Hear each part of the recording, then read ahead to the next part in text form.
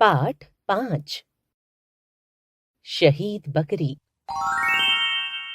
यह बात तो बहुत प्रसिद्ध है कि संगठन में शक्ति होती है।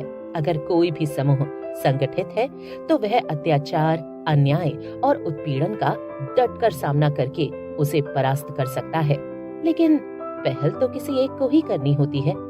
ऐसी ही एक पहल इस कहानी में एक युवा बकरी ने की है, जो भेड़िए का डटकर सामना करती है।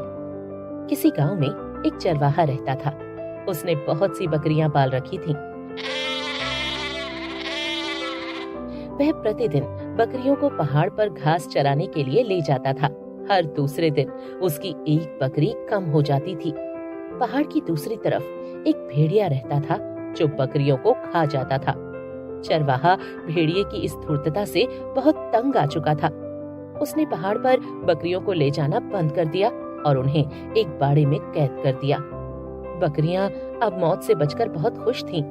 अब वे भी वहीं रहने में अपनी भलाई समझती थीं, परंतु उनमें एक युवा बकरी थी जिसे यह बंधन बिल्कुल पसंद नहीं था। वह तो ताजी ताजी हवा में स्वच्छंद घूमना चाहती थी। वह हर पल सोचा करती थी, अत्याचारी से यूं कब तक प्राणों की रक्षा की जा सकेगी।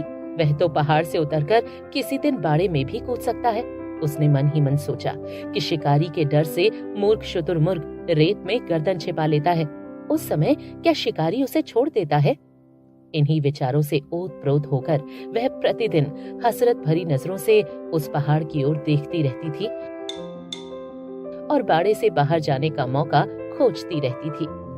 उसने कई बार दूसरी बकरियों को समझाते हुए अपनी मन की बात बताई, परंतु दूसरी बकरियां उसे कहती थीं कि वह मूर्खतापूर्ण विचारों को अपने मन में न लाए। वे उल्टा उसे समझाती थीं कि भेड़िए के मुंह में उनका खून लग चुका है, परंतु वह युवा बकरी तो भेड़िए के मुंह में लगे खून को ही देखना चाहती थी। वह तो यह भी देखना चाहती थी कि भेड़िया किस प्रकार बकरी पर झपटता है। एक दिन बकरियों के बाड़े का गेट खुला रह गया। इसी मौके की तो युवा बकरी को तलाश थी। बकरी बाड़े से बाहर निकल गई और पर्वत पर चढ़कर स्वच्छंद विचरती रही। वह इधर उधर कूदती फांदती हुई दिन भर पहाड़ पर चढ़ती रही। भेड़िए को देखने की उसे उत्सुकता भी बनी रही, परंतु उसके दर्शन नहीं हुए। झुटपुटा होने लगा। बकरी लाचार होकर पहाड़ से नीचे आने लगी तो उसी समय भेड़िया दबे पांव रास्ते में आता हुआ दिखाई दिया। उसकी खून सी लाल आंखें, लपलपाती जीभ और आक्रमणकारी चाल को बकरी एकदम भांप गई। भेड़िया मुस्कुराता हुआ बोला, तुम बहुत सुंदर और प्यारी लगती हो।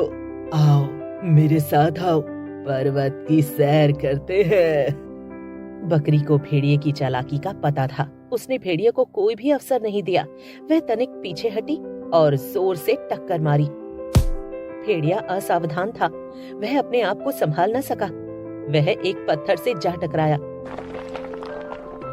यदि पत्थर का सहारा उसे नहीं मिलता तो वह सीधा पहाड़ के नीचे नदी में जा गिरता। भेड़िए की जिंदगी में ऐसा पहली बार हुआ था। वह बहुत घबरा गया। टक्कर खाकर वह अभी संभला भी नहीं था कि बकरी ने अपने पहने सींग उसके शरीर में इतनी जोर से गड़ाए कि उसकी चीख निकल गई। शत विक्षत सीने से लहू की बहती धारा देखकर उसके पांव उखड़ गए, परंतु एक बकरी के आगे भेड़िया अपनी हार मानने को तैयार नहीं था। भेड़िया भी अपना साहस बटोरकर पूरे वेग से बकरी पर झपटा। बकरी तो पहले से ही सावधान थी। वह थोड़ा सा एक ओर हट गई और भेड़िए का मुंह एक पेड़ से टकराकर लहूलुहान हो गया। अपने लहू को देखकर भेड़िए के लहू में भी उबाल आ गया। वह पूरे वेग के साथ बकरी के ऊपर टूट पड़ा। अकेली बकरी कब तक मुकाबला करती? वह उसके दांव पेच देखने की लालसा और अपने अरमान पूरे कर चुकी थी। साथियों की अकर्मण्यता पर तरस खाती हुई बेचारी बकरी वहीं ढेर हो गई। पेड़ पर बैठे तोते ने मुस्कुराकर मैना से पूछा, भेड़िए से भिड़कर भला बकरी को क्या मिला? मैना ने गर्व से उत्तर दिया, वही जो अत्याचारी का सामना करने पर पीड़ितों को मिलता है। बकरी मर जरूर गई है, परंतु भेड़िए को घायल करके मरी है। वह भी अब दूसरों पर अत्याचार करने के लिए जीवित नहीं रह पाएगा। उसके शरीर के घाव उसे सड़ सड़कर मरने को मजबूर कर देंगे।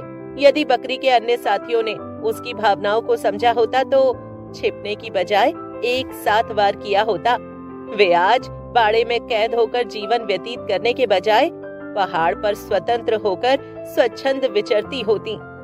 तोता अपना मुंह लेकर चुपचाप शहीद बकरी की ओर देखने लगा।